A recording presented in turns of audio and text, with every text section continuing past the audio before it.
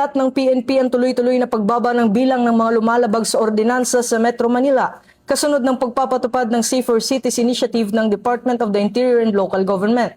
Batay sa datos ng PNP, bumaba ang bilang ng mga violators mula 11,742 noong ika-6 ng Abril hanggang 6,514 na lamang noong ika-19 ng Abril. Ayon kay PNP spokesperson Police Brigadier General Randolph Tuanyo, nagpakita ito ng mas mataas na antas ng kamalayan at pagsunod ng publiko sa mga ipinatutupad na ordinansa.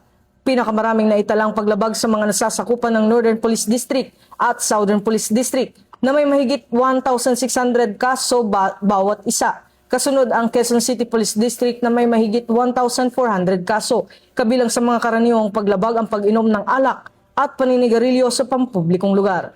Ayon sa PNP, mas marami na rin ang sumusuporta sa implementasyon ng programa kumpara sa mga naunang reklamo. Kaugnay nito, patuloy na hinikayat ng PNP ang publiko na sumunod sa mga lokal na ordinansa at makiisa sa mga programa ng pamahalaan upang mapanatili ang kaayusan, disiplina at kaligtasan sa Metro Manila. Ito ang bagong PNP para sa bagong Pilipinas. Serbisyong mabilis, tapat at nararamdaman.